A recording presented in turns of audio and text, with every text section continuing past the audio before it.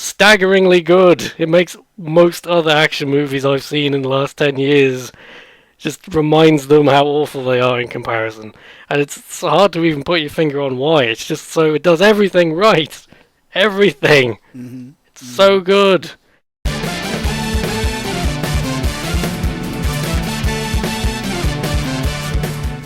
Once again, I welcome my Imperator, Callum. Hail. Once again, I welcome myself, the person in charge of the show.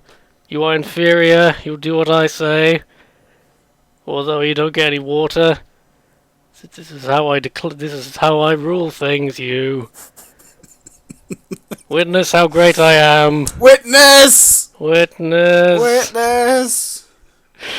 Intros are hard. Welcome to Mediocre. a thing. Okay, that's redeemed it somewhat. Welcome to a thing which, presuming you've managed to find this video, I assume you know what it's about. I hope we buried this hard enough, by the way, so that people can't find it. Because then that joke will make more sense. It's on the deep, dark web. We are, of course, talking about Barbie Horse Adventures on the PlayStation 2. Can't recommend it enough. It's amazing what they've done with this. It's like the way they've rebooted that game. Insane. Into a Mad Max film. It's incredible. It's crazy. You would never guess. Going into it, you'd have no idea. And they're like, whoa, there's horses on motorbikes. What's going on? It's crazy. It blew my mind. I mean, that section with Ken... Oh no! The way they reverse the gender roles, so Ken is like the person needs to be rescued by the person, Barbie on a horse riding a motorbike. No, I want you to understand now, just to completely immediately tangent. Barbie is riding a horse who is riding a motorbike, who is riding the triple-deckered monster truck wheeled Chevrolet thing, whatever it is, that Morton Joe has. It's a thing of beauty. It's a thing of beauty. It also has nothing to do with what we're actually here to talk about. What are we here to talk about? Wait, what? Who are you? We're not talking about Barbie? Barbie? What? Who's Bobby? I don't know a Bobby. I feel like I've been betrayed here. You could say you are filth, having traited Barbie. Fucking hell. Tell us about Mad Max, Callum. It's alright. Could be better. No. I don't know where to start. Like, I presume most people watching this, if any, have already seen it. We will put a spoiler warning before we discuss proper spoilers. If you were worried, continue. I don't know where to start. Why don't you start, and then I will follow on. Okay. I feel like that's the best. It's your show. Yeah, that's damn right it is. In the place, Imperator. So here's the thing. I heard they were doing a new Mad Max, and I'm like, oh, they've been doing so many stupid remakes and reboots and pointless sequels no one asked for. I can't believe that a new Mad Max is going to be very good after so many years. And then I started hearing people whose opinions I give a damn about. They're like, hey, that Mad Max, what's it? This is really good. You should totally watch it. And I was thinking well, maybe it's just really good in comparison to how awful it probably was going to be. I guess it might be alright. So I found it, and I'm like, oh, I'll put it in. I guess it might not be entirely awful. Cue 2 hours of just jaw-dropping great... This is incredible. This is an incredible movie from start to finish. Staggeringly good. It makes most other action movies I've seen in the last 10 years just reminds them how awful they are in comparison. And it's hard to even put your finger on why. It's just so it does everything right. Everything. It's so good.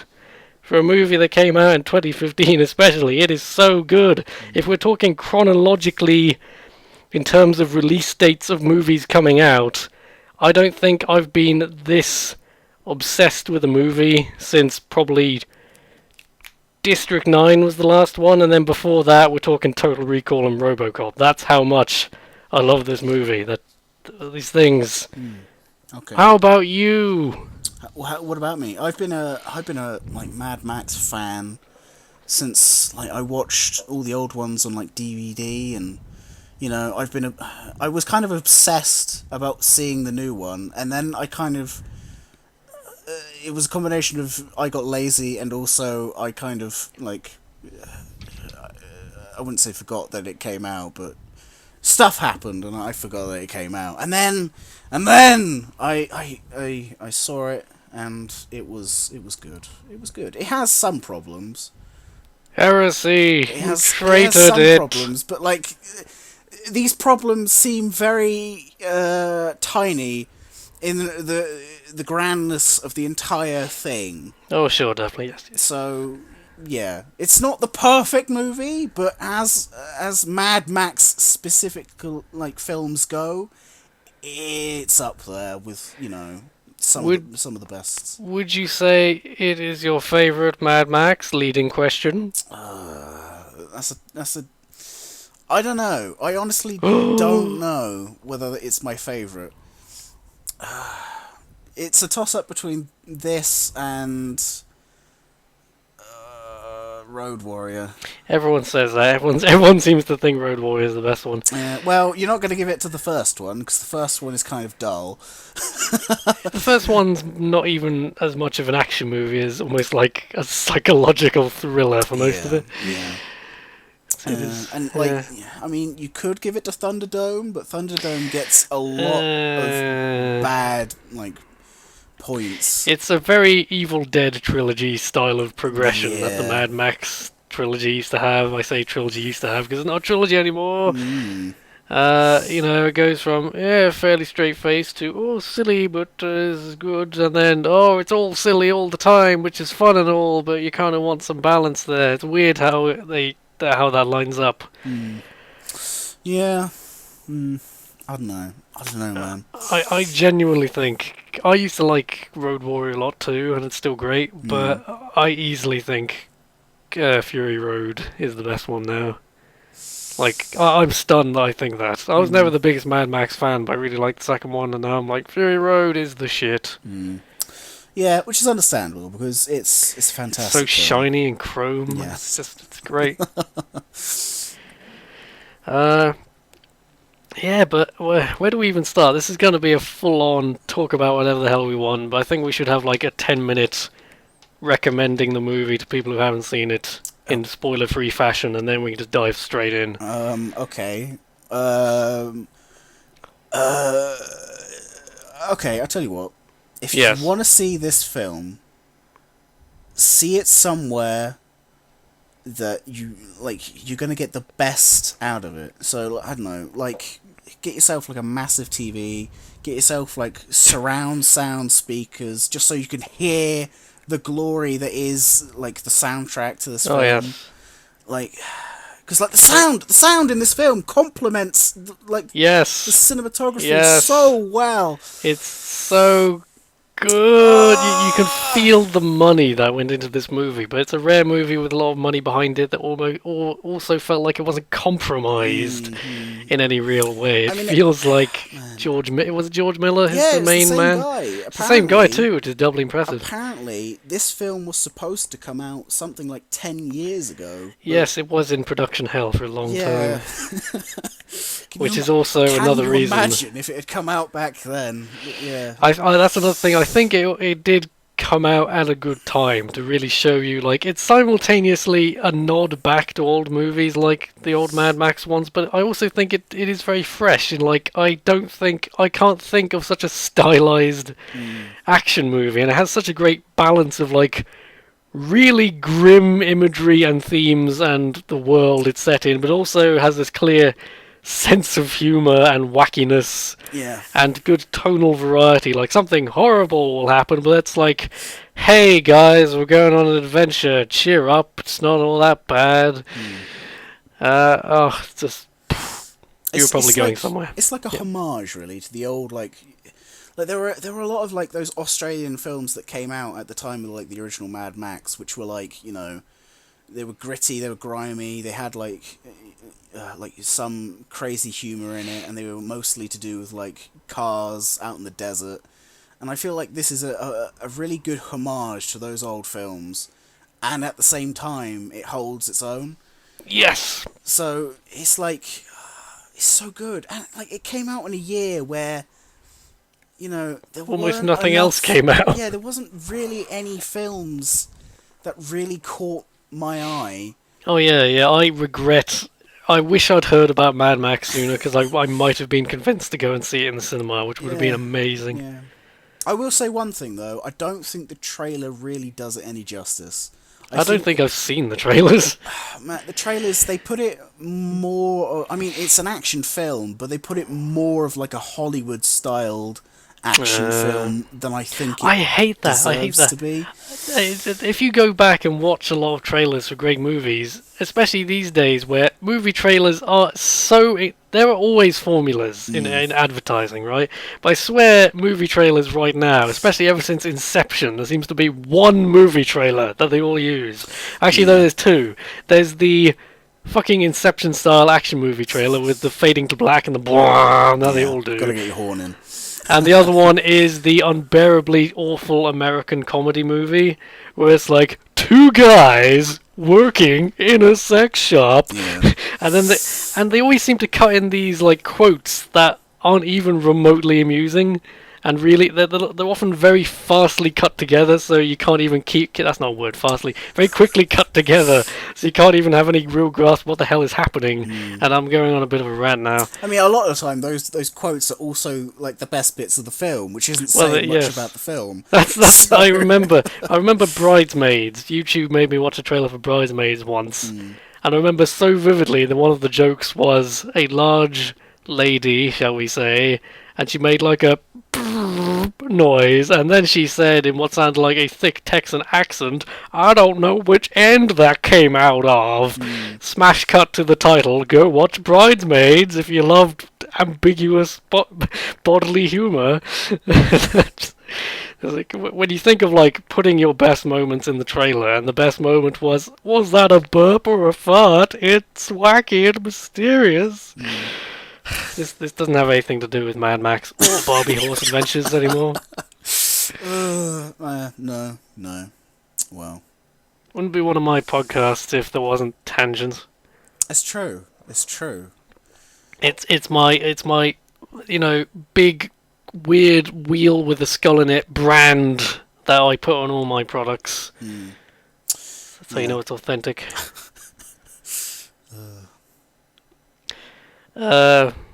Once again, I've just derailed everything. You're probably making a point. I'm just thinking about Bridesmaids now.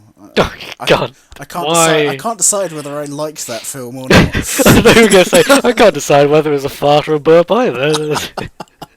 It could have been both. Let's talk about Mad Max some more. How much do you love Mad Max? How would you recommend this to someone who has never seen any Mad Max films before? Yeah, because we're still in the spoiler-free zone. Because I think that is more of more of the challenge than actually getting someone to see like this Mad Max. Because I see what you mean. They may be scared that you need to watch the other three to get what's going on. That's an excellent point. It's its own story. You do not in any way need to see the old ones to appreciate Fury Road at all, which is something I find quite refreshing, really, that none of the Mad Max movies actually have much of a continuing story, more like just the one character. I mean, literally, like the only kind of plot, if you want to call it that carries on is the plot to do with like Max's psyche. But other than that, it's like you can watch any of them in any order you want. Which pretty much is fantastic.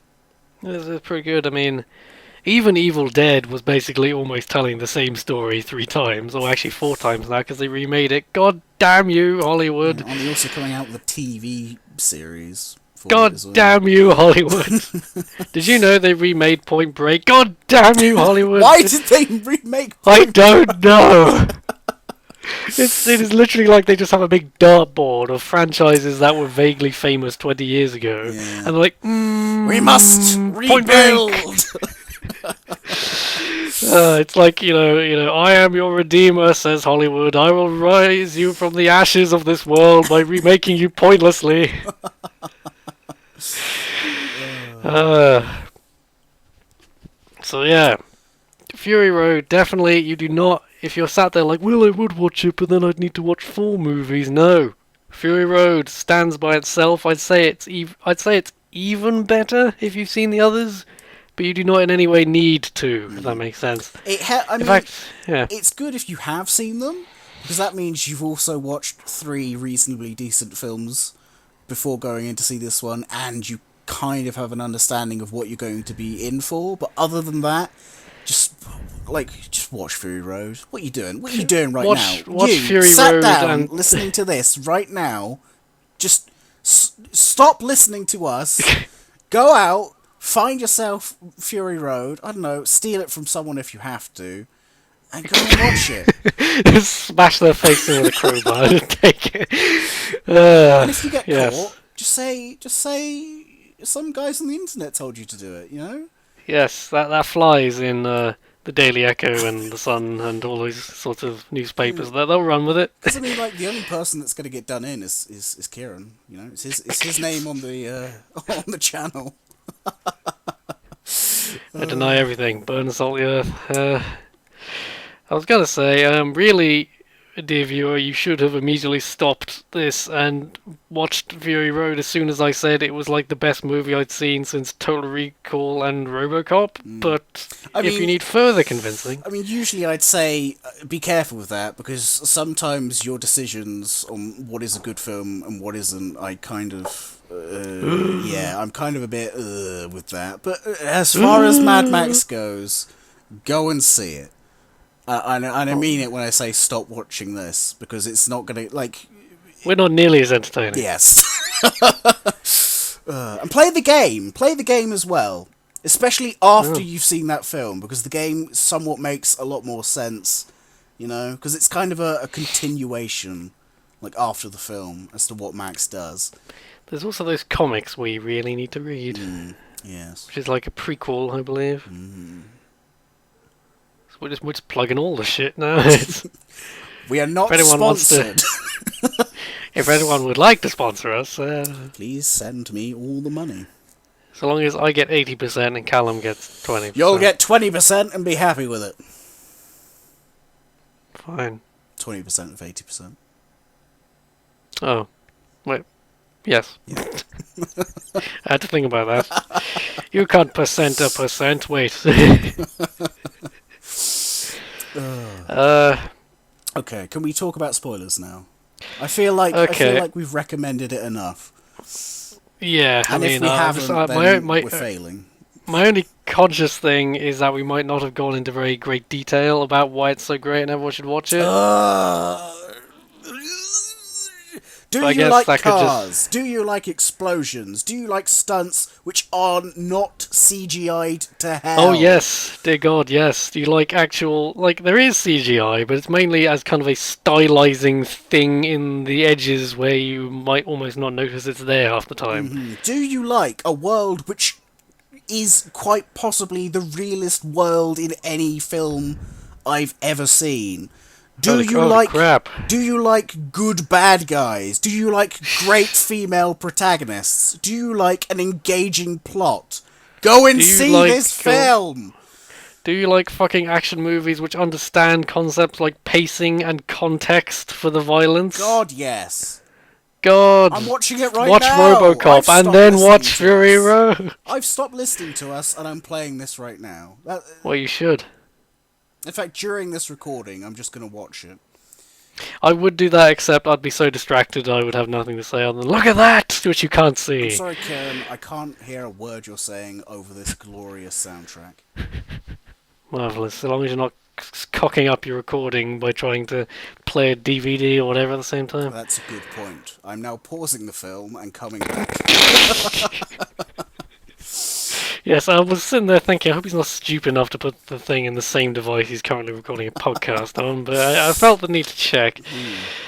So there we go, Fury Road. If you haven't seen it, go watch it. We're now going to do the full analytical spoiler thing discussion, shall we? Okay. So, spoiler alert, wooga, wooga, honk, honk, spoilers, turn around now. Now that we've established that, everyone dies. No, a lot of people die. A lot of war boys die, and Well, they are Half-Lives, Callum. It's kind of in well, the title, the job description. I suppose, but like they die in pretty awesome ways. When you've got Larry and Barry chewing on your windpipe, it's to be expected, really. Possible I've seen this film too many times in the last 2 months since I discovered it. Oh god. I've been systematically introducing it to everyone I know. At gunpoint if necessary.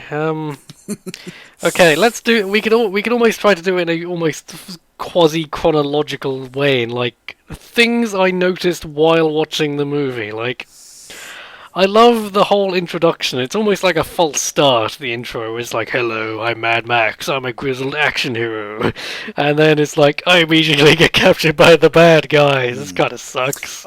And then they even do. I feel like it's a very good way of starting this film because it brings you up to the point that Max is at in his life when this like scene happens, when this series of events happens. So, like, for anybody who hasn't seen any of the other films, that's true too, it's like a very good, like, shotgun way of saying, this is Mad Max, this is who he is, you know, welcome to the show, enjoy the ride. He kind of has a bit of a weird Batman voice in this one, but don't worry about that. Yeah, like, one of the problems that I'm going to bring up, it may be constant, it may be not, is Tom Hardy as Mad Max. He does a very good job of being, you know, the action star you need Mad Max to be. He's not the Mad Max you want, he's the Mad Max you need. But I feel as though, like, when it comes to speaking like Mad Max, something needs to be tweaked. He goes a bit, he goes a bit too Christian Bale. And he does, I mean, I quite liked, if you watch The Road Warrior, he has is it George Clooney? Who is it? Mel Gibson. Mel Gibson, that's the one. It's similar. They have a G in their name. Who is Australian, I should point out. So yeah, as I was saying, Arnold Schwarzenegger as Mad Max, he's really good. No, he's Mel Gibson. He's got this really kind of restrained kind of like badassery to him. Yeah. Where he doesn't need to punch you in the face and go, "Oh, I'm Batman." He's just kind of like, "Oh, I'm stealing your shit and I'm Mad Max. Suck it." Yeah. I do think Max, the character in Fury Road, is one of my wonkier parts of it. I mean, let me put it this way. For most of the film, I thought, had they changed Max to be a Russian? Is that what he is now? So, yeah. There does seem to be a bit of a kind of Russian thing in the background here and there. Like, is it... I'm completely out of my own ignorance saying this, but is it Russian that the weird guy... is the, not the porcupines, they have a name like... Wolverines or porcupines or something. They have the spiky cars. Well, you got to think of it like this, right? The entire world is completely devoid of any and all water, apart from that which you can get out of the earth. You know, which is what like the whole Citadel thing does. So, like everywhere else is just completely desert. So you got people coming from all parts of the world to this crazy land. You know. Right. Anywho, they're from all backgrounds and from all like races and what have you. I love the little details. Like, oh, that guy seems to be speaking Russian. That's interesting. And then it's just like a background detail that you don't even need to worry about. But it's there, and you're like, what does that mean? And then I love if you watch the intro again though, like when he's being chased by the war boys in the like second false start where you think he's gonna get away before the title card. They foreshadow so many things that are more better explained later. Like I love the war boy that's like scrambling at him and then falls off, and he falls off the cliff and goes, "Witness!" And obviously you've got the whole tattooing thing, and where you learn later he's being used as a weird living blood bag for Knoxs, which is just I love. This movie is full of so many things where. The plot may be fairly straightforward, but it's all the little details that just give each scene life, and like the fact that Max spends like the first 15 minutes strapped to the front of a moving car being used as a blood bag. I'm basically complaining the entire time. You got my blood, now my car! I think it was Brad Jones, the cinema snob, who pointed out in his kind of review thing that every time he sees his car, he just goes, "That's mine." He does. It's like his one true possession that he owns. Like half the time, I would literally not even notice that car was in the background until he went, "The car." Such a iconic car for that franchise. I think it's been kind of usurped in terms of iconography by just fucking the fucking Doof Warrior, as he is known, the freaking red pajama wearing blind flamethrower wielding guitarist. Well, I said as a franchise, that is one of the bigger icons. But for this film, I agree, it has totally been outclassed by almost every single other vehicle. Many drugs were involved in the creating of this movie. Oh man. Okay, but I like this whole vaguely chronological thing I'm going for. Yeah. It helps because it's not just us spewing random shit at you. Yeah. Okay, and also I think that intro kind of establishes there are elements of this film that are legitimately kind of disturbing if you think about them, and that whole opening intro where he's being tattooed with the description of him as a blood bag, universal donor, high octane crazy blood. It's really the fact that he's such a bland character almost kind of disarms you to kind of take that in better in a weird way. But it also helps make you understand that the world has seriously gone to shit, and this is how people know how to fix other people up, is literally by strapping a tube that is also connected to another living thing to you. It's crazy, man. Yeah, I mean, it's like in the old Mad Maxes, it was always just kind of here are some crazy bad guys, they're trying to kill you, whereas in this, it's here's this weird entire society with their own lingo and cult-like system and all this stuff that actually makes it feel like a real society that functions no matter how haphazardly and weirdly and evilly. And they have an actual goal, and they're after you, and they're not just being evil like most villains are, you know? I mean, all the villains in every single Mad Max film, apart from maybe the first, they always have, reasons for why they're doing it, and sometimes they're not even that bad a reason.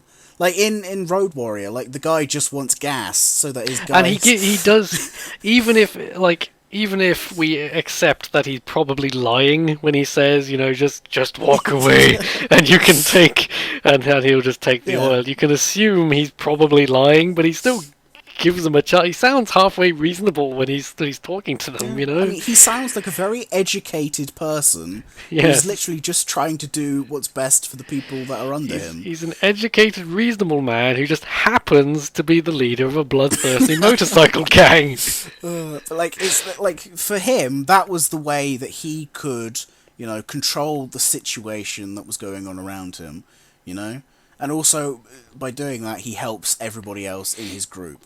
Which is I kind of think the first 3 films are sort of the genesis for the world that the 4th film, Fury Road, takes place in, I feel like Fury Road is kind of the movie that the franchise deserved in a way, because I felt like the first 3 are very, iconic and influential and all that. Especially the second one, I feel, is really a really good action movie. But in terms of coherence and everything falling into place, Fury Road just feels like it almost feels like a remake, but without being insulting. I mean, it's like they've taken the character that has been molded from the first 3, they've changed his face, they've changed his accent, and they've Batman now. They've changed some of the quirks that he like the way he acts and things, and they've put him into this world that the other 3 films have kind of been built upon, and then they create what is essentially one of the best Mad Max films around. I have no doubt in my mind that this is my favourite Mad Max film, and it is unquestionably one of my favourite action movies in years and years. Mm-hmm. Easily since District 9 was the last time I got this obsessed. Yes, even with a District movie. 9. Even Dick Stroke 9. I have my problems with District 9, but just... Everybody has their problems with District 9. It's not a perfect film, but it like does enough good things that people tend to forget about all the bad stuff that I think it's another action movie which does a very good job contextualizing the action, I think. Which is a bad... movies for me, like RoboCop and now Fury Road, they embody the whole, just because you want a big, dumb, explosion-filled movie, it does not mean you do not need good writing, you do not need a coherent world and at least vaguely interesting characters, you know? It doesn't have to be fucking Shakespeare, but it has to be context, because it's the same reason why having a horror movie where you don't care about any of the characters, you don't care that they're being stalked and murdered in whatever fashion. It's context. You know, it's just... I mean, I'll say this. For Fury Road, the beginning is, like, it doesn't hold your hand, so you're not going to get that context that those, like, the other films that we've just mentioned are going to give you, you know? So, like, after the intro, for example, you would get introduced to, like... Rev it up for the Morton Joe! You get introduced to this, like, entire new faction, and it's like, well, who are they? You know, you start asking yourself questions like, who are these guys? What are their motivations? Are they good? Are they bad? Are they just mad? Like, why does that man need all of that, like, medical equipment? You know, who are the guys below? You know, are they his subjects? Are they just there because he can give you water? Like, what's going on? Yeah. And then you've got the star of the film, Imperator Furiosa! and you literally get nothing from her for, like... an hour and a half. Yeah. After an hour and a half of continuous car chase, you finally get some explanation as to who the hell she is. Pretty much. Well, I think one of the central, like, unanswered questions is how Furiosa actually became Imperator, though. I mean... Well, I think it's like... It's like one of those things where, you know, her and her mother got taken, and then her mother died 3 days after they were, like, taken, and then... Speaking of Taken, can I just say I hated Taken? You hated Taken? Movie? Taken, yes. Okay, I thought it was remarkably... There's like that one scene which is badass, which everyone knows, and then the rest of it was just kind of white noise of angry men punching each other. I'll say this about Taken, I can't remember 90% of it. Yes, I know. I remember the one badass scene with the phone that everyone knows, then it's like there's something about and that was in the trailer. Again, Hollywood films shoving the best bits into the trailers. And if they're not doing that, they are putting spoilers in trailers, which is even better. Although I will say this: the new Star Wars film did a very good job with its trailers as to, like, putting a shit ton of red herrings in and not really letting you on to what was going on. But we're talking about Mad Max, so can we please get back to Mad Max? Okay. So we've got the whole full start intro, we've got the fucking title card, there's almost like bloody horror movie intro we get before the titles. And man, that title card is so Mad Max, it's ridiculous. It's so cool.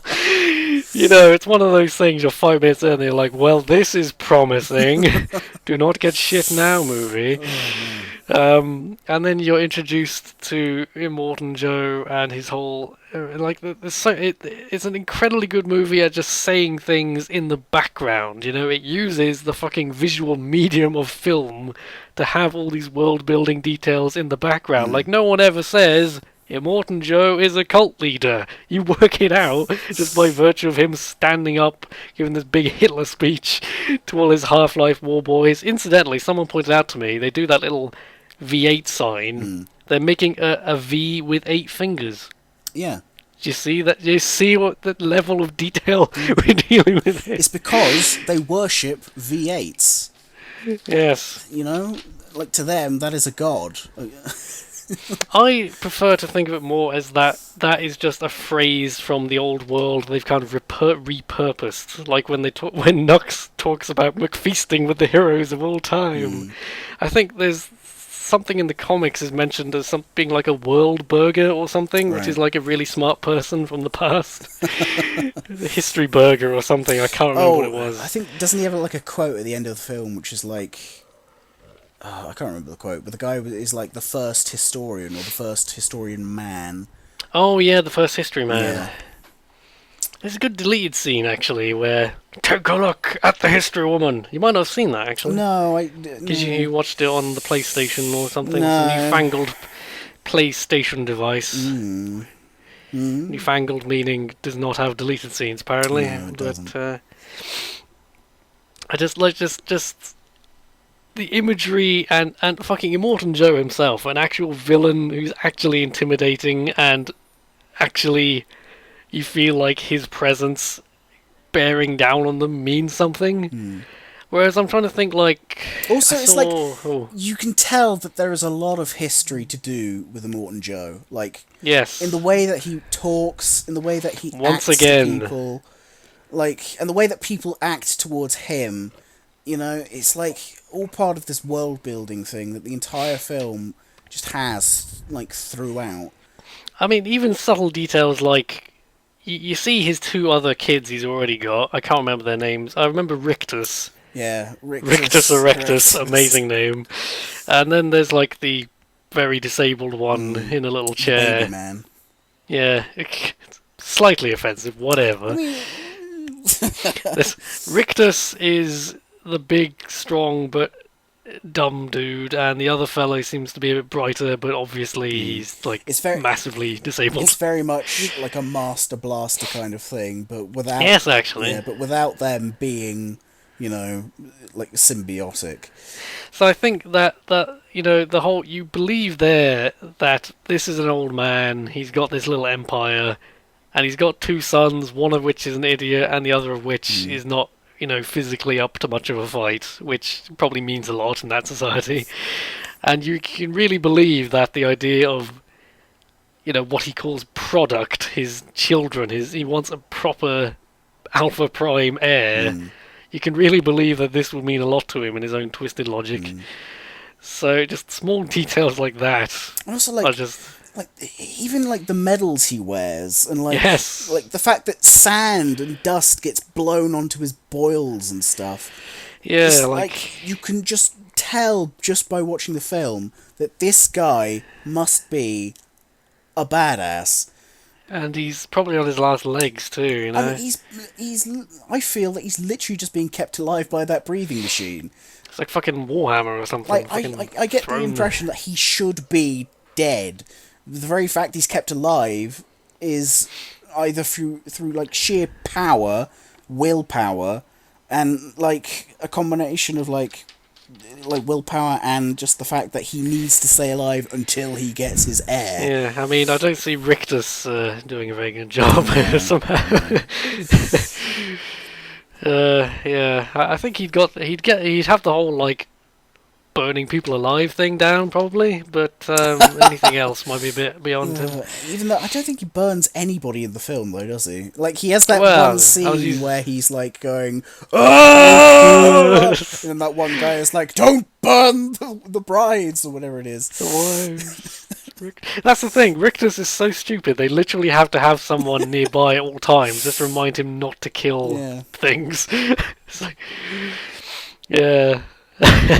Really, it was probably a liability bringing him on that ride. Yeah, I suppose. Yeah. What else do you...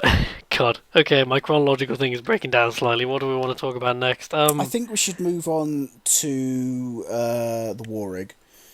The Warrig, which is almost a freaking character in itself. It's amazing. This movie treats car chases and battles almost like it's a naval battle at times, you know, especially later with the polecats. And it's like, I love that shot where they reveal the polecats swinging back to side. The music's like, Dun! Yeah. It's like this faintly ridiculous image of people bouncing back and forth. It's like, and then later you see they are actually like amazingly intimidating. They And like, really oh, we're are. gonna fucking chainsaw. Like they swing over. This is like an hour and a half into the future we're talking about now. Yeah. They swing over the chainsaws and the Warrig though. It's a freaking.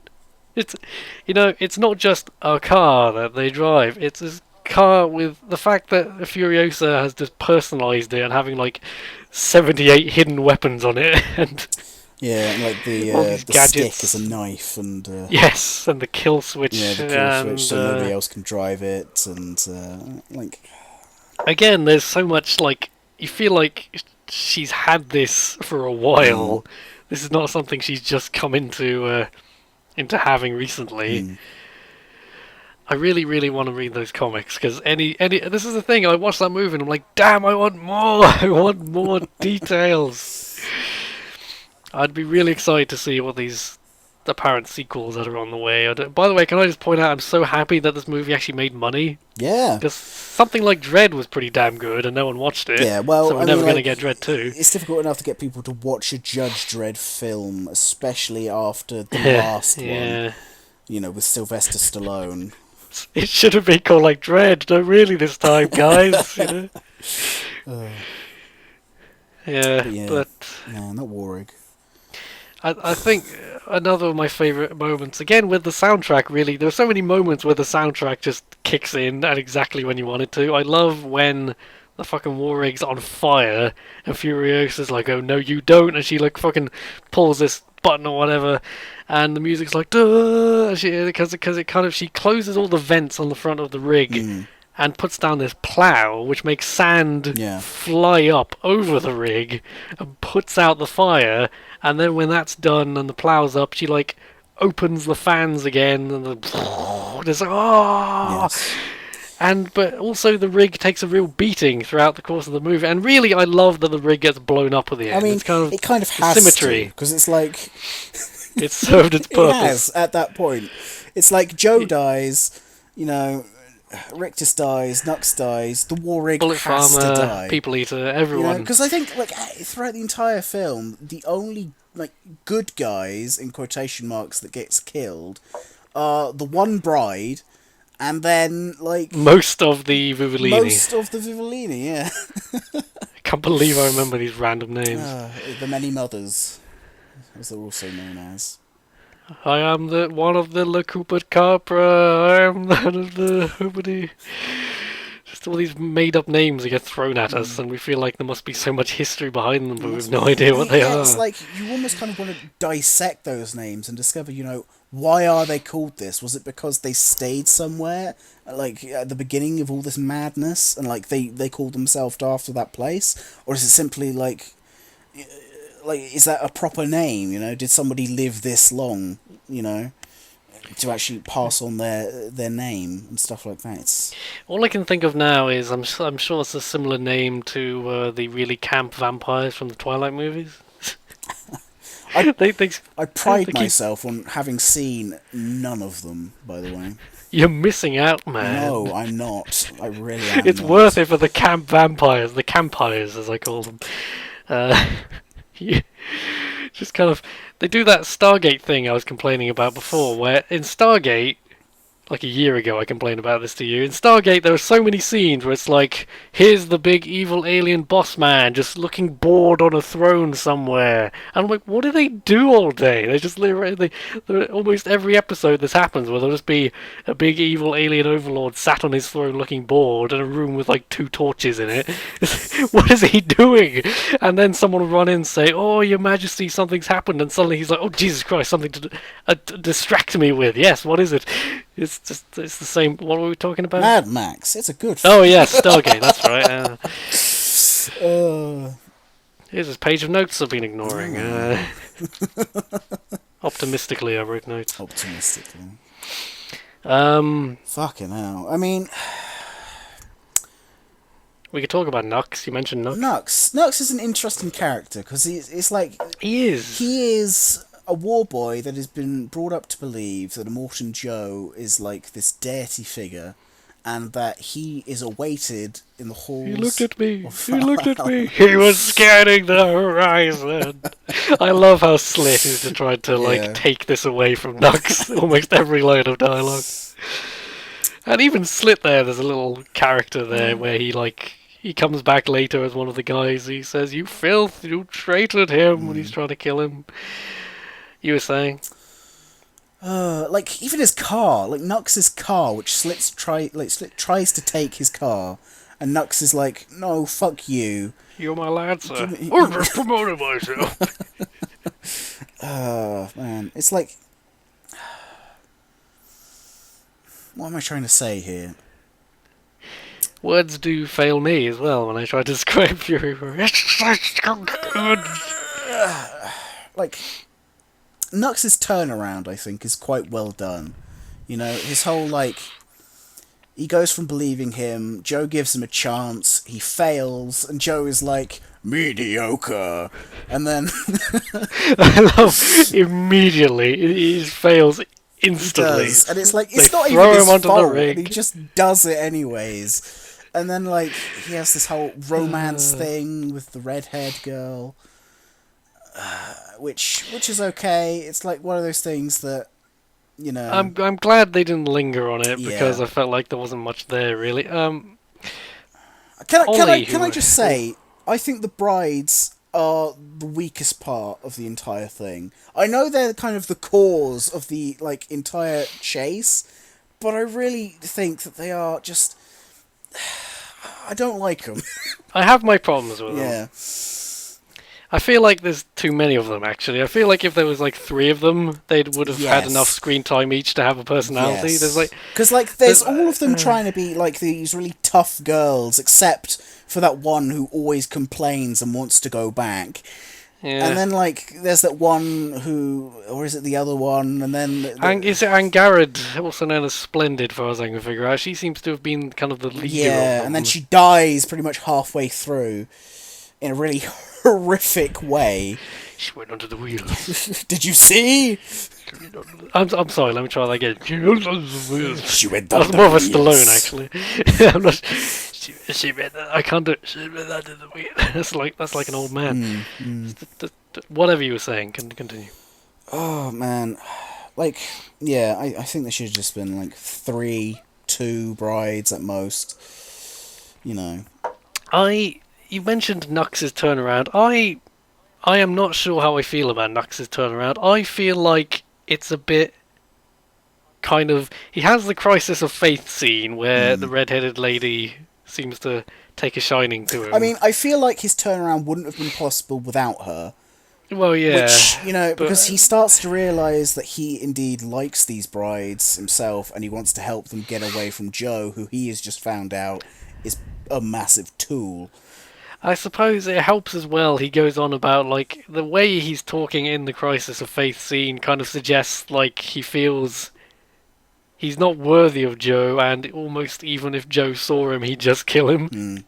So it's almost like, I don't have any choice. I guess I'm on your side now. And I mean, he gets 2 chances to do what Joe wants him to do, you know? 3 times the gates were open to him, Callum, I'll have you know. What was the 3rd time? I think the first time was probably just in the car, and then I guess the second time was when he seems to think Max is his friend, when they're just standing around outside the rig. Maybe. And then the 3rd time is when Joe actually has him thrown onto the rig. We're going to say that line did kind of confuse me a bit. Maybe perhaps there was something in the past that he had tried to do. Oh. You know, because he seems like one of those war boys that has been around for a long time. Or maybe it was just when Joe briefly glanced at him in the beginning. Might have been, because he goes on this whole line. But I kind of roped that bit in with the whole him going into the storm to try and take out the rig by himself. You know. Yes. I feel like Ollie pointed out to me that we don't actually... It's not clear how much time has passed after a certain point. I think after... Especially once... after the bullet farmer is killed. Yeah, that's... They could have been... It takes one day, and then they get to the... Salt. Yeah, the salt. No. It takes... Because, the film starts, and you're not really sure what time of day it is, and then like there's one nighttime sequence, and then it's another day, and then there's another nighttime sequence, and then they're on the salt, and then they go back. So I think it's the back bit which is kind of confusing as to how long, like how much of a time. It's true, but you also have to extrapolate things like the fact that Joe and the war parties are still hanging around when the Warrig appears again and is heading towards the Citadel. Like, you have to bear in mind, I doubt they'd stay there more than a few days. They'd probably... I mean, I get the impression that they're only there to have like a funeral or something for the bullet farmer. Oh, that's an interesting idea. Because he's got that thing in his hands, hasn't he? And he's like doing something. I always assumed he was just like blessing it or something, which I thought was cool. Like maybe he personally blesses every one of these like explosive sticks they throw at people. That'd be cool. That would be something, wouldn't it? Yeah. Yeah. Again, these little details, which are vague and up to interpretation, but I find that a very memorable transition to him just going like, and then like, holy shit, it's the thing, and it's also hilarious when you see it could also be that he's mourning the loss of his son. His new. Oh yes, definitely. I was about to say the wife, but I'm like, no, he didn't mourn the son, but he mourns the wife. Yeah, he really doesn't care. That for is his my brides. child, my property. Yeah. Like, damn, son. Yeah.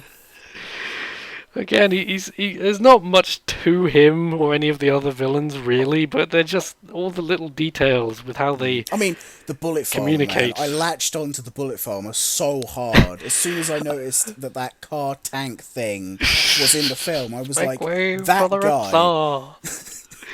I do love. Honestly, I feel like the People Eater is the slightly weaker one of the three. Cause he's pretty much just like a fat accountant. He is a fat accountant, and his reference to people eating is interesting. But he seems to be by far the most cowardly of the three. I mean, he does have gout, doesn't he? Yeah, so is that what that horrible thing is? That could be what it is, because you get gout from eating like rich meats, don't you? Oh, I wouldn't know, but okay. I think it's. I'm not intimately familiar with gout. I'm sorry, I have gout. I just need to know. Is that what that is? I should get that looked at.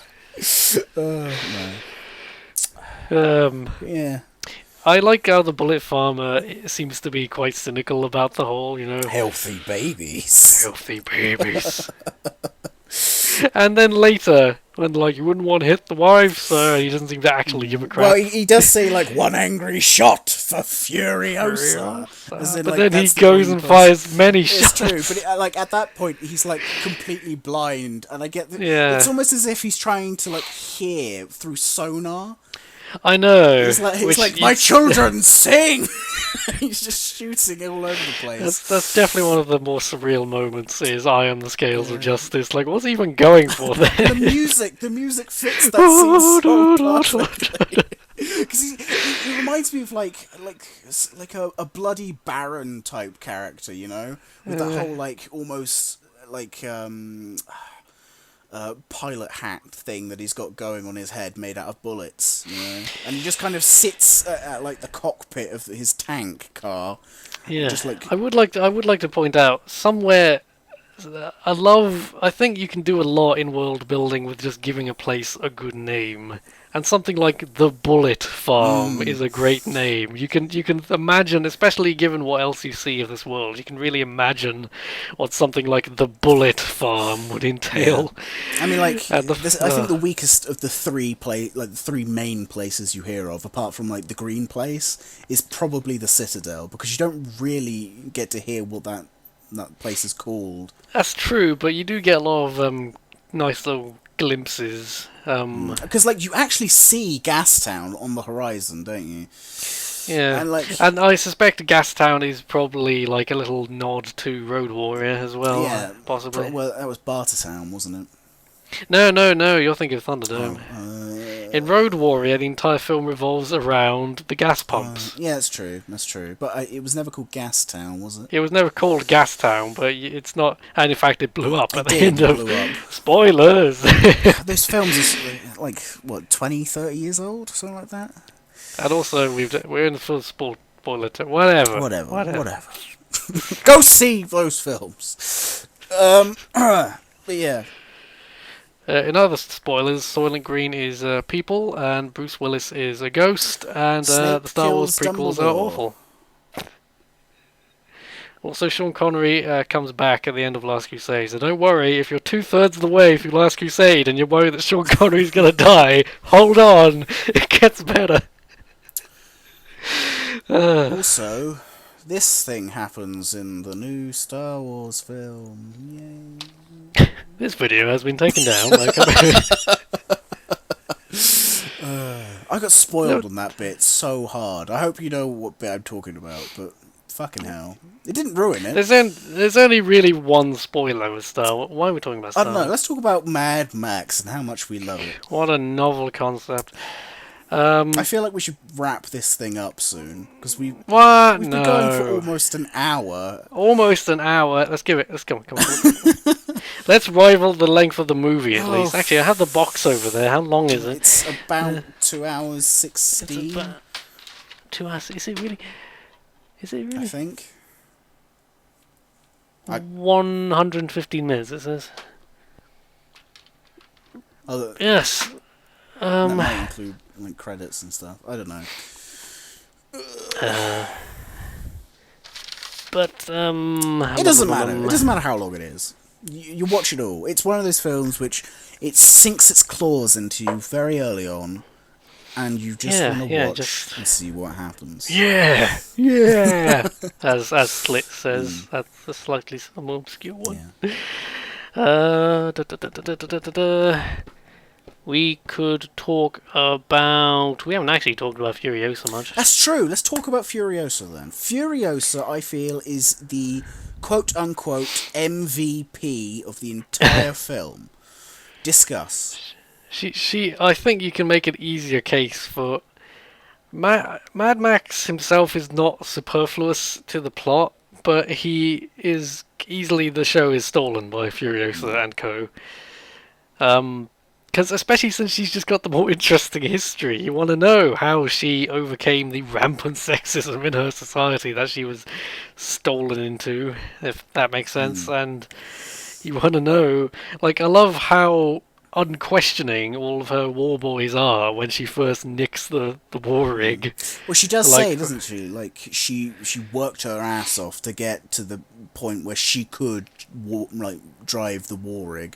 So, like, I feel like you don't get to that position without, And especially since she has one arm. Man, her robot arm is pretty cool for a... I'm going to be honest, it took me about half the movie, the first viewing, to actually notice she had a robot arm. Have you had, like, a proper look at it and seen what, like, all the fingers look like? And like... Oh, yeah, once I noticed, I started looking, I was like, oh, it's just like this really gnarled looking thing, It looks very scrapped together. I would like to imagine she did that, in fact. It's like all these fingers do different things for, like, the specific jobs like RoboCop she's on.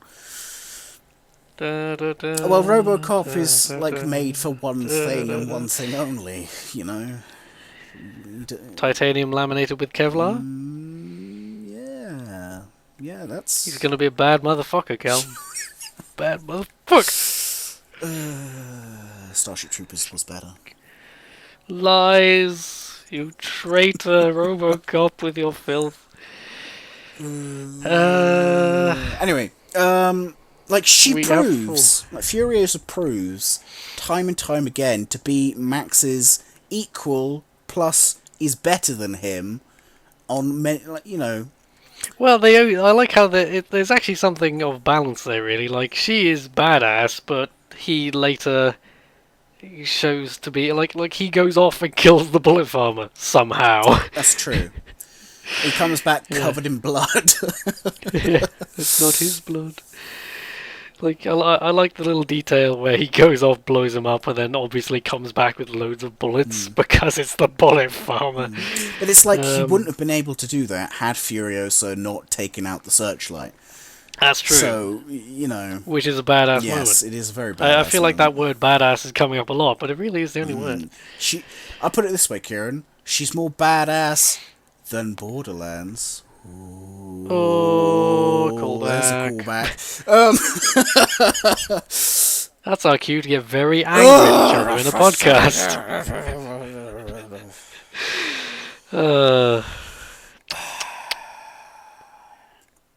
It's never not fun arguing at each other. Mm-hmm. Ever?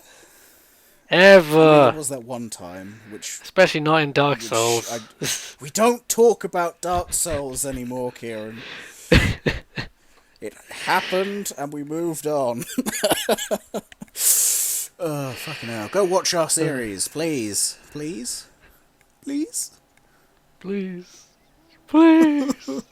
It's what we live for. It's what pays the bills round here. Lol, no.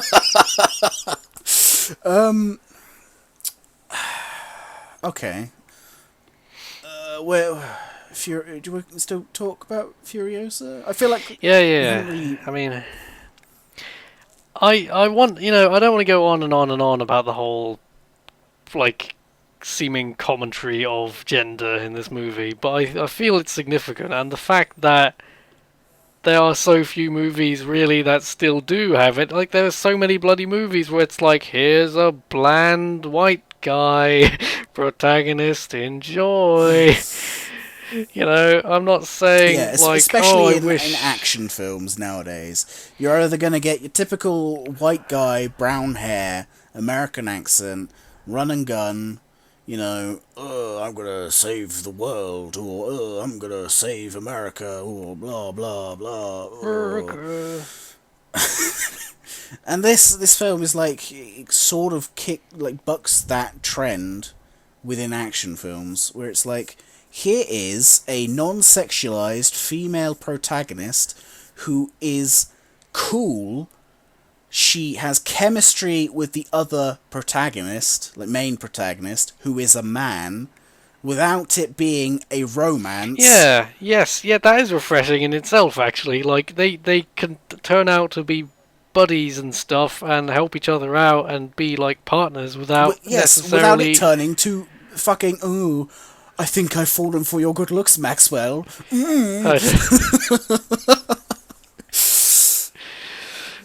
Thunder up for me, Max. Witness me, Max. Let's bang it, Max. We witness it, Max. Oh, God. Oh, fucking hell.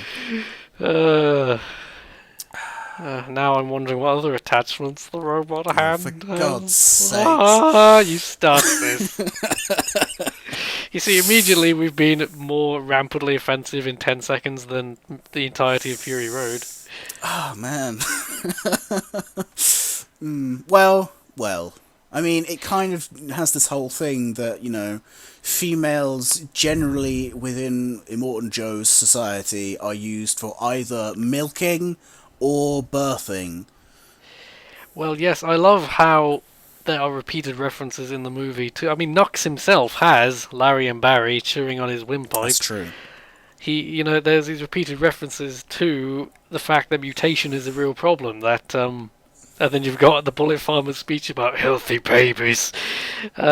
This is one of the driving forces of the plot, really, is that in a society like what Morton Joe has, of course, if there's a problem with succession, healthy children, of course, beautiful, perfect women are going to become a commodity if the opportunity for Joe to get his hands on them arises. I don't think it's offensive. I think it's a logical, horrible situation. It's a logical, horrible thing that would happen. And I don't. And here's a shocking fact: Joe being the main villain should kind of key you into the fact that it's not in any way supporting this, I'm just always amazed at how there seems to be someone somewhere who will get offended by what a villain is doing. It's You're familiar with how stories work. Fucking, like, David and Goliath, you realise Goliath is the bad guy? It's true, but, like, you can't really use that as an argument, I feel, because, yeah, they're the bad guy, but what they're doing could still be offensive. Okay. Because like if it wasn't offensive, then you probably wouldn't be so like upset at what the bad guy was up to, you know. Okay, right. I see It what you're helps getting at, I think, establish that this person is a bad person and they do bad things, and it is okay to be offended by what that person does. Okay, here's another similar thing. I would say I rarely see a movie and think like that is just excessive violence or anything. But even so, I definitely I think with some like kind of so-called gore porn horror movies and things the last couple of years. I mean, not as much anymore. Saw has kind of died now. Thank God. I know. I liked the first Saw, but almost immediately the series just went. Yeah. You know what I mean? Saw just kind of became a let's have the next big ridiculously gory scene. How can we build this trap to be more gory than the last? You know, there was that transition after the first Saw from there's only really one horrible bit in the first Saw, arguably, and it's right at the end, and basically the entire movie's building up to it. Compare that of a psychological film, I think. I'm gonna spoil a moment from Saw 2 because I don't fucking care, and you shouldn't either. There is a bit in Saw 2 where they're like, "Oh no, we need to find a key," and they're like, "Oh look, in that oven, there's a key. Go on, Jerry, get in the oven and get the key." And I'm just like, you've already seen someone shot in the eyeball. You've already seen someone, I think, fall down the stairs or something. How are you not going like...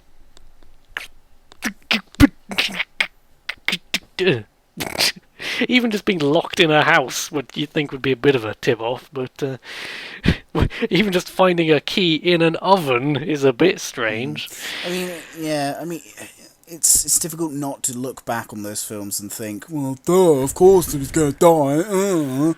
But, like, I kind of feel like you've got to approach...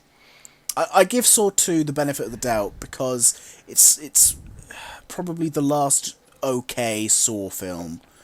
Is it like how Jaws 2 was the only okay Jaws sequel? Probably, yes. It's not the most entertaining one, yeah, it's though, not the most entertaining. It's probably not the most well-made. But... like, as sequels go, it's okay. No, I was gonna say, if you're talking about Jaws sequels being entertaining, the all-time prize for most entertaining Jaws sequel has to be Jaws: The Revenge, where I always like to remind people a character has a flashback to events she was not present for. Which... no matter how many times I try and think about that, I will never not stop finding new ways to be funny. It's just cosmically bad movie. It becomes incredible. This has very little to do with Barbie Horse Adventures. What are you talking about? I thought we were talking about Barbie Horse Adventures. Have we not been? Oh yeah, the famous flashback scene in Barbie Horse Adventures where she gets eaten by a shark, except she didn't really, because she wasn't actually there. The shark gores her face, and she's suddenly reminded of that time her grandfather also had his face torn off by the very same shark. It turns out it was all a dream. It was actually her daughter having a dream! And then Mario wakes up and everything's fine. Who's Mario? Mario, that's Super Mario 2, where he wakes up and it's all a dream. What? There was a second one? God's sake. We talked about Furiosa. I do think... I mean, I have my problems with Max, the character, being a bit boring we've talked in comparison. about Max, okay? No. But I do think he does have his own little arc, and he gets a bit less, like, completely not giving a crap by the end. It's not really an arc. It's more of a continuation of the story that has already been happening with him. Well, I think if you compare him at the beginning to him at the end... I mean, like, he kind of had... Like, Max I feel like Max has one of these stories which is like that always happens to him, you know? It's like he starts off being this guy who doesn't care about anybody but himself and him surviving and his car and his things.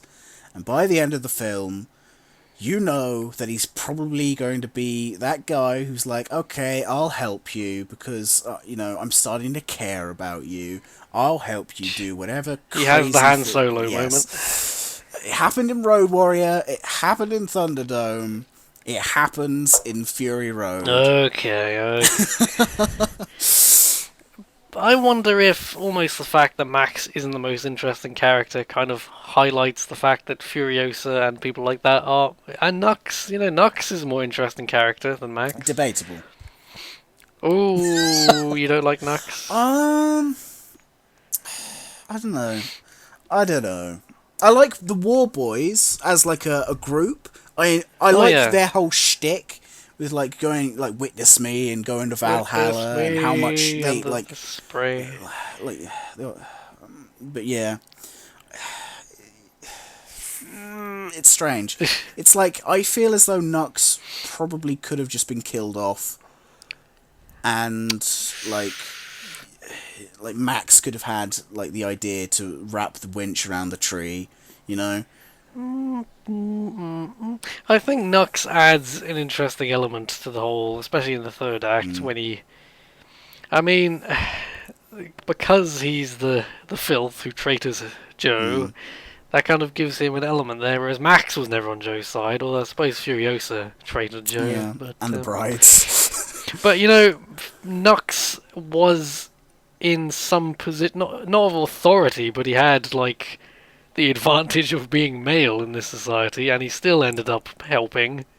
But I kind of feel as though you've got to take that away from him because he is a war boy. He only has a half life. He isn't he wasn't bred. Barry are gonna chew on his windpipe. Yeah, but he was bred. They even say it in the film. He was bred to be cannon fodder for an old man's army.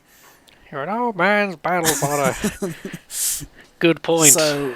I mean, like, the only thing I feel that Knoxs does that is in any way, like, helpful to the story is getting himself killed. Right. He, like, by him... Well, he keeps the rig alive him later. Staying on the rig while everybody else gets off it into a Morton Joe's bone wagon, or whatever it is...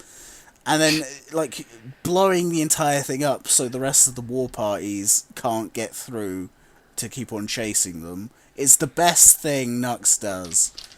Right. Other than maybe introducing you to, like, some of the, like, more interesting things to do with the War Boys. But I think he's a very, especially in that first act, he's very important for establishing all the subtle details. But, like, I feel as though, like...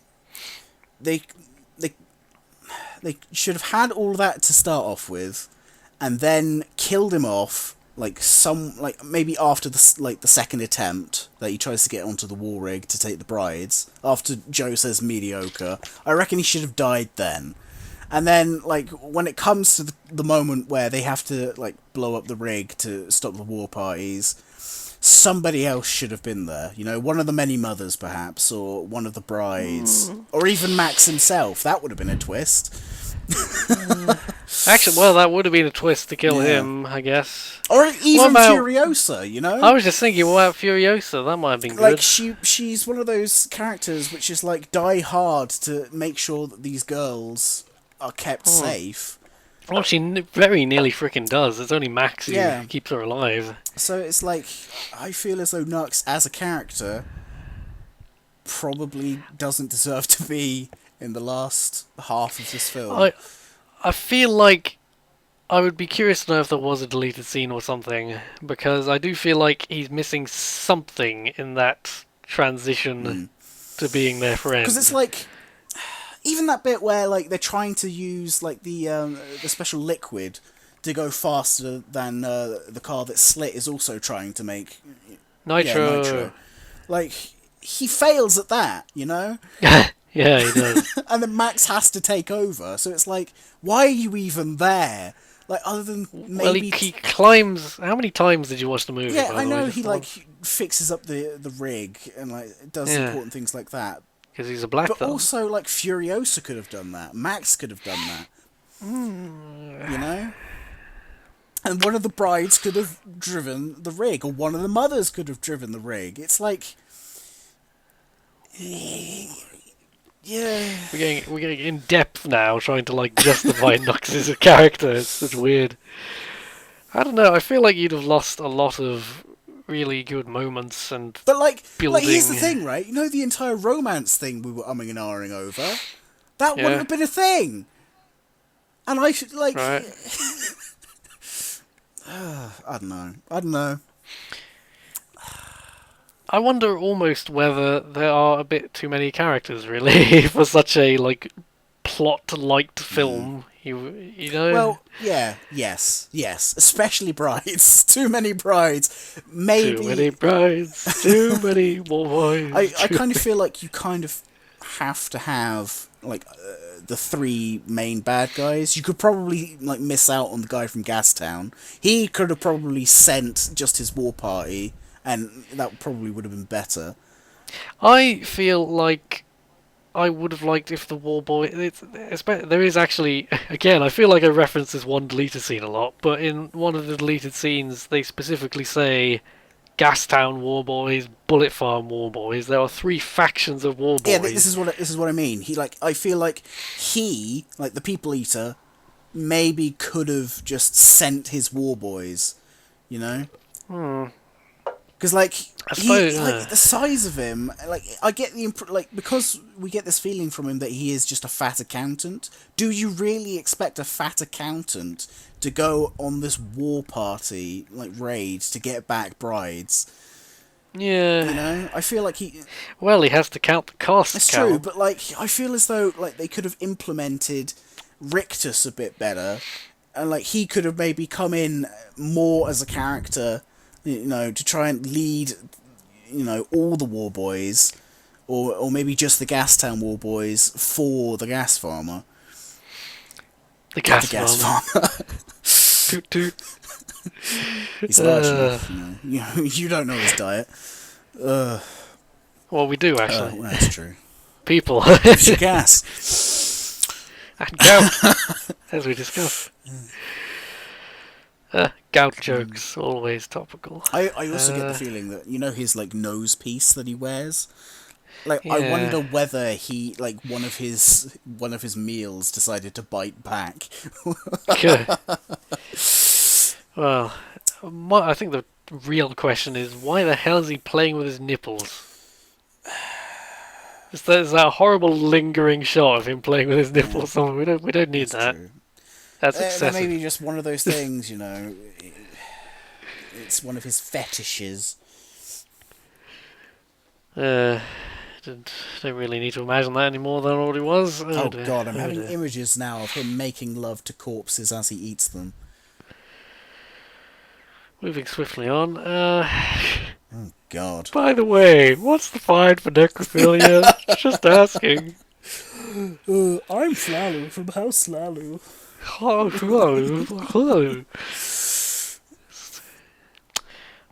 Did you ever, just because you mentioned, did you ever hear in Oblivion there's someone who says something, one of the lines of dialogue, and they clearly forgot to cut out when she does two takes? She starts talking and she goes, oh, hang on, let me try that again, and then still repeats her entire dialogue. I don't think I've ever heard that before, no. That's an extremely funny thing to stumble across. It's just this completely random rumour or something that one of the people can give you, and they clearly just left out. They left in the first take. Fun. Wow. You've got to find it, man. You've got to pinpoint that person down and then milk it for 30 minutes.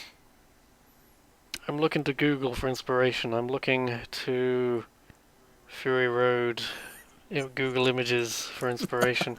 I actually looked at my notes and it didn't actually... Doof Warrior! Can we talk about Doof? Surprisingly, we have barely mentioned him. Doof Warrior, my God! Like... It's... the word iconic gets thrown around a lot these days. Oh, man. Here's the thing, though. Something like the Doof Warrior, I think, is actually a good topic, just because it kind of... It is such a stupid creation. The idea of this guy in his pajamas playing this guitar that spews flames. But also, you can very easily see how he ties into the society. He's, I mean, he literally has war drums on the back of the car. He is the guy who does the. I mean, it doesn't make too much sense to have like a pounding rhythm when you're driving cars, but you know what I mean. The fire and the thunder in Fury Road. He is like I don't know what you'd call it, the motivator for the army, and it fits into their whole weird Valhalla mythos they've got going on. It's like guys, like guys during massive battles and like humongous armies with like, I don't know, bagpipes or like massive drums or trumpets, He's the guy that gets them all psyched to die. Exactly, and because I think that points out again, it's such a silly thing, but in and of itself, it serves a little world-building purpose that can be taken seriously. Is that, like, what kind of society would have this freaking ridiculous guy spurring their troops on, basically? And I also like to think, we can see he has no eyes, and maybe the easiest explanation is that he just was born with no eyes due to all the mutation going on. But I did hear one thing. I'm not sure whether it's true, but I think his backstory has something to do with his mother was one of the last musicians around at the time. All right. So his mother taught him how to play guitar, and he plays guitar now for Morton Joe. As like Morton Joe was like, I liked your mother. I'm going to do this for you because she has also taught you how to do, this thing that you call Muzak. I'm not sure whether that's true or not. But it sounds that might be referencing the comics. I really ought to get around to. Supposedly, Morton Joe's car is called the Giga Horse. Oh, wow! According to this picture, that sounds which incredible. One? Because he has two. That's true, he has the monster truck and he has his ridiculous, like, triple-decker car. Actually, it might be double-decker looking at it, but it's outrageous. It's just a car with another car. That's the thing, a lot of the car designs are just seemingly cars kind of welded together. The Warrig has, like, an entire back of a car. Yeah, it looks like a Beetle or something. I don't know much about cars, but... And I feel like we've actually talked just a lot about the plot and stuff. We could just talk about how, even if you don't give a crap about all the world building and plot that contextualizes the action, you've got plenty of good action. This is... I have very little bad to say about any of the action, really. Just, it uses the environment, and it's not just guys shooting each other. It's not just guys punching each other. It's guys having chainsaw fights on the back of a moving rig. It's got the guys swinging back and forth. You got that one guy on the motorbike who slides under the rig and grabs on. You're like, oh my god, that was dangerous. And the fact that they actually had these cars actually behind the scenes built means a lot. They actually built cars and not all just one big computer animation. The amount of like engineers and mechanics they have, like if you watch the end credits after the film, just like a massive wall of text for the amount of guys that just made all of these vehicles is astounding, and it does make me think that was probably where all the money went for the film. Well, yeah, I mean, there is some definite CG. I think like a lot of the CG and stuff is probably just kind of post-production playing with the whole colour palette and stuff, really, and tweaking things. I think this brings me on to a point here, and this is a point that I feel it makes the film a lot more noticeable in a bad way. Okay? Go. This film, right, you have to realise this film also came out in 3D. So, yes. A lot of the scenes in this film, I feel in 2D, are somewhat ruined because you notice where the 3D points come in. Yeah, there are a couple of, like, look at it in the screen moments. And, like, it's very difficult when you're watching a film that is this good to kind of see a scene like that and then immediately go back to like the 2D stuff because it is that noticeable. Yeah, I mean, I have a bigger problem, like, especially in the intro, actually. There's this weird effect where they, like, speed up the film. I don't know if it's to do with frame rate or something, but, do you know what I'm talking about? Right at the beginning, they have this weird effect where they seem to speed up the action to an almost kind of cartoonish degree. There is a little bit of that, but I think there was also some of that in the older films as well. Definitely, I think there was, but it's a weird effect. It's very stylized. I'm not sure I like it, honestly. It's a bit strange, which seems like a weird criticism of this movie. That's a bit strange. No, it's a bit mad. I think I'd just say it's distracting, is what I'd say, especially when the iconography of this movie is so gorgeous 100% of the time. Even the really cheesy, old-fashioned day-to-night effect they have in the night scenes. I'd be surprised if that isn't literally just day for night, because it looks like it. That very blue look is a very old-school thing. That's stylized and weird and memorable, but I'm not sure I get that same impression from the sped-up film effect, which is just kind of odd. I'm not sure if they even do it very much after that intro. It's almost just to like speed things along to get you into the actual like film. Maybe it's kind of disorientating, I suppose, which fits. I mean, I think they do it some of the bits where the cars need to be faster than they actually are, you know. But it's very noticeable in old like TV shows and stuff. Actually, they do that in the old A-Team episodes. I guess if something just didn't quite time right in the editing, they'd be like, we'll speed it up. It's fine. It's noticeable if anything moving normal speed is. Yeah. There's just a guy walking down the road. He's suddenly. Yeah.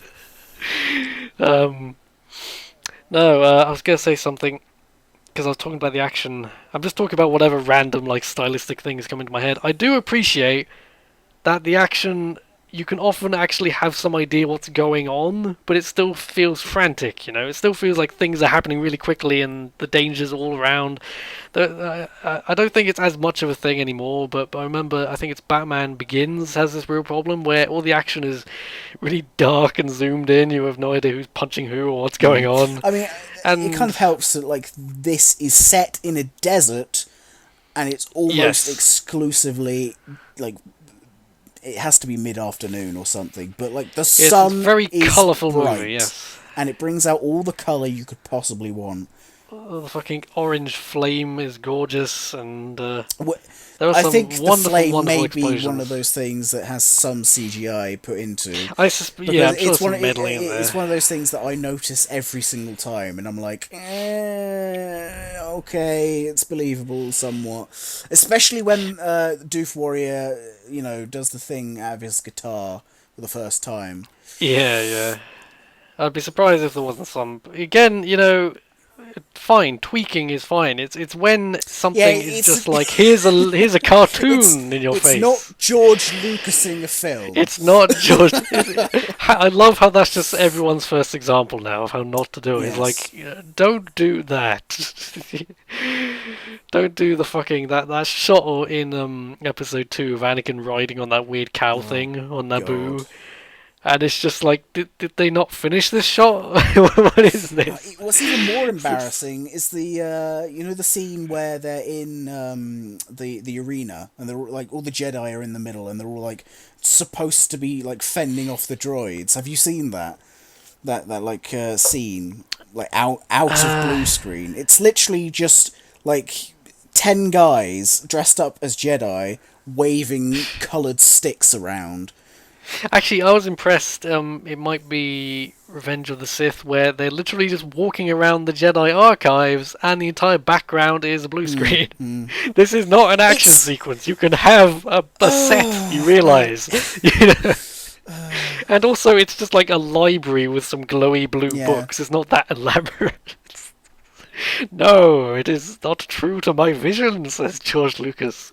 I always regretted not adding the karaoke scene to Return of the Jedi. I will not be foiled twice. It's disgusting what he thinks makes a good film look good. It's a good thing we have 7. Is all I'll say about 7. What? Oh, I thought you meant 7 Oh, as in, no, like... no. So what does that got to do with anything? I thought you, like, It's a good thing we Morgan have this Freeman. terrible film. Wait a minute, did you just insult 7? Just slide that in there. No, come back. I'm like fucking putting my cane out and dragging you back by the neck. Come back. Kieran, Mad Max. I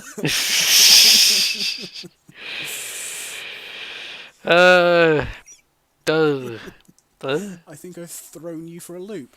What else can we say about Mad Max?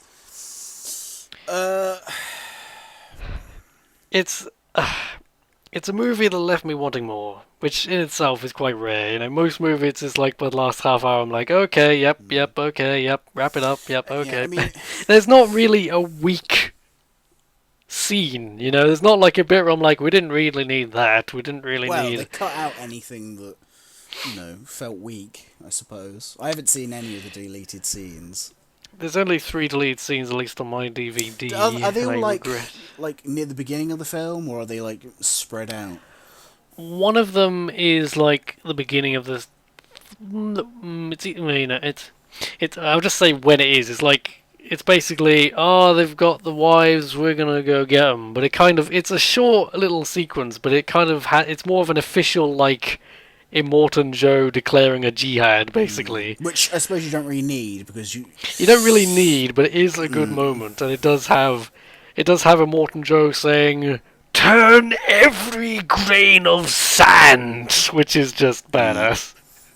And although it did immediately make me think of Combing the Desert from Spaceport, I wanted so badly for it to be like half an hour later. Have you found anything? We ain't found shit. Oh, dear. You know, it's just... I feel like we're running out of things to say, so I'll try and... Maybe I should... I said give us another half hour. True, and you've given yourself another half hour. I deserved it. You know, it's an incredible movie. And... maybe... I think it just shows what you can do. The fact that its story is not particularly complicated, you know, the characters like Max aren't particularly interesting. And it also shows that an action movie does not have to be a dumb movie, you know? It can maintain a level of self-awareness and have some commentary in there, even if it's in the background, even if it's completely optional that you pay any attention to it. You and me, I don't want to get into a which is superior argument, but the reason that you and me love Verhoeven movies is because they're like that. They're these very silly, cartoonish movies, but they also have clear satire and commentary going on in them, and I think that is just my formula for a good action movie. And one of the like storytelling inspirations I just take with me into my own prose writing is a dumb movie can still be made cleverly, you know? And that's what I think Fury Road is. You can enjoy it just as a stupid action movie, and it's very, very good at that, but it is helped massively by the context of good writing and an attempted characterization and definitely world building. This would be a far lesser movie if it wasn't Morton Joe and his Half-Life War Boys. If it was just some dude and his other dudes, it would be a far less interesting story. It would be a far inferior piece of art, and it's damn good. Damn good. I feel 2015 was stolen from Star Wars by Fury Road. Not that I ever really got that excited that Star Wars would blow my mind, but it's almost like Fury Road happened, now it's your turn, Star Wars. Yeah, but like, in the year in which Star Wars comes back, you can't exactly ignore it, can you?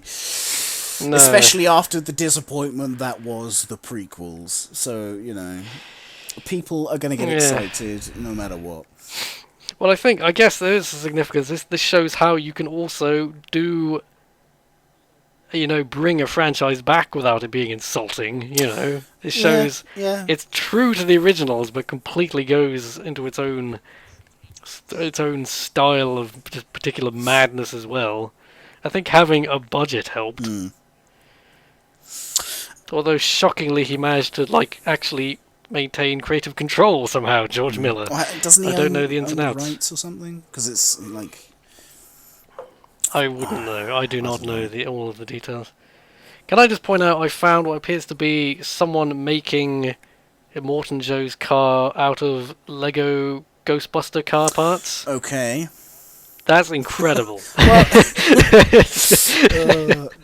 I just searched Furia Road on Google Images, and then about 10 pages down I found this fairly bizarrely specific thing. So, Callum, what would be your recommendation to people who attempted to see Fury Road? Should they just walk away, or should they watch it? Or should they rev it up for Mad Max Fury Road? There we go. As if the entire hour and a half podcast beforehand wasn't a bit of a hint. Just if you didn't listen to us at the start of this, then nothing I'm going to say now is going to convince you, and nothing we've said in the past of this. Well, we've already spoiled the entire friggin' movie if you haven't seen it yet. But... I mean, we haven't really spoiled the movie. We've gone over certain bits. We haven't, really touched on the main plot that much. We said who dies. That's true. We said who dies. But, again, I think, even knowing who dies, it doesn't ruin the movie. It doesn't ruin the movie, but it would. You were foolish not to heed our That's warning. True. Yes. But, I get the feeling that anybody who's got this far will have watched it by now. I should bloody hope so. If they spent an hour and a half listening to us ramble, they should have spent 2 hours watching an amazing movie. Yeah, I mean, think about this, people. You could have spent all of this time watching Fury Road. Even after this is over, you've still got some of Fury Road left. You're like one of the best parts, which is the final car chase, Fucking go. Man. Yeah. I did find it interesting, some of the specifics we apparently disagree on. Yeah? I was worried this podcast would just be us saying, yeah, it's great, I agree, it's great, it's kind of great. ended that way. I have not yet found anyone yet who didn't love this movie. It's so good. Not everyone was, as mind blown as we are, but... Okay, here's something for you. Oh. Actually, I better not say that. Oh. Yeah, okay. I want to know now. Let's just, yeah.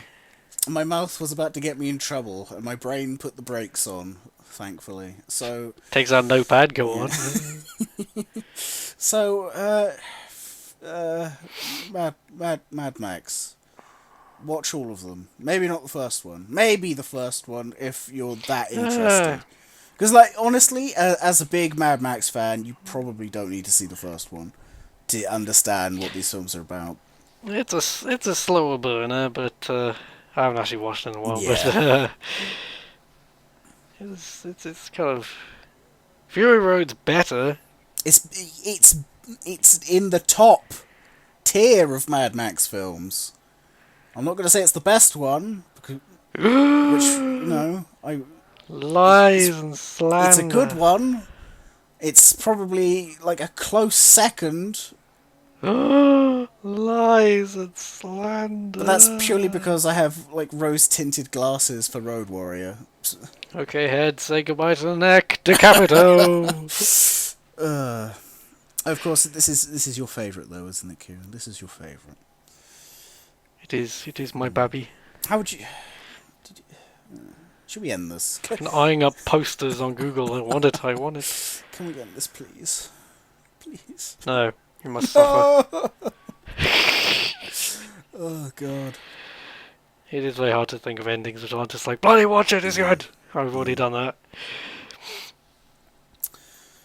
Well, if people want suggestions for anything else you want Kieran and somebody else, maybe me, I don't know, it depends if I'm up to it, to discuss. Yeah, man, this was the fact that I felt compelled to drag you by your nostrils into a podcast about it says something of my scary love for Fury Road. It is scary. The way you talk about it, the way you caress the the box, is a bit weird. I feel I should.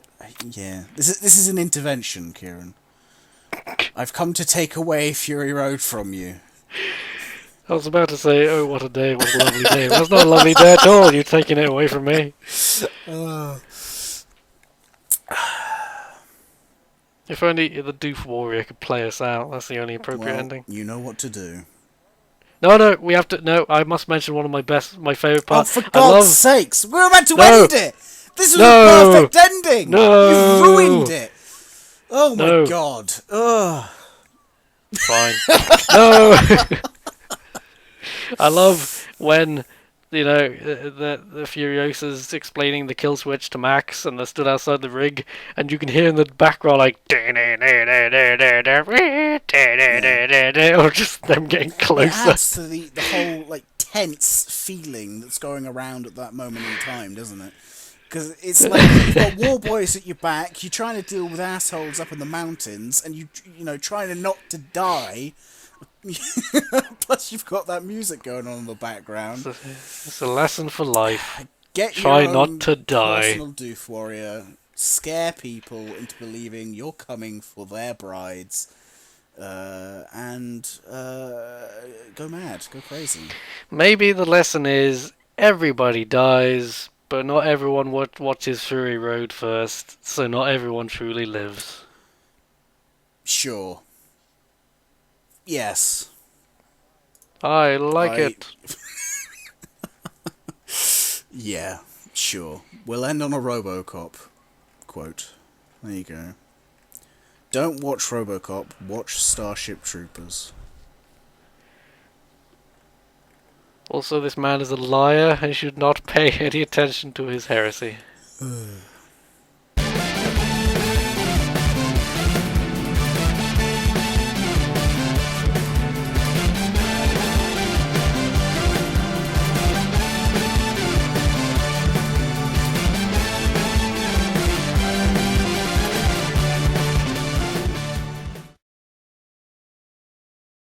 Mine is going also. Are you ready for sync test? Sure, Kieran. Let us do sync test. Assuming I'm not about to sneeze, actually. Wait, no. Thinking about it. Sneezing protocols. Yes, alright. Okay, after the 1, 3... Wait. I've completely forgotten how we do this. How do we do this? Do we clap? I count down and we clap. On 1 or after 1? After 1. Okay. 3, 2, 7, 2... Shit! I missed it! 3, 2, 1... Oh, did you clap? I clapped. It must have been so perfect I didn't even hear it.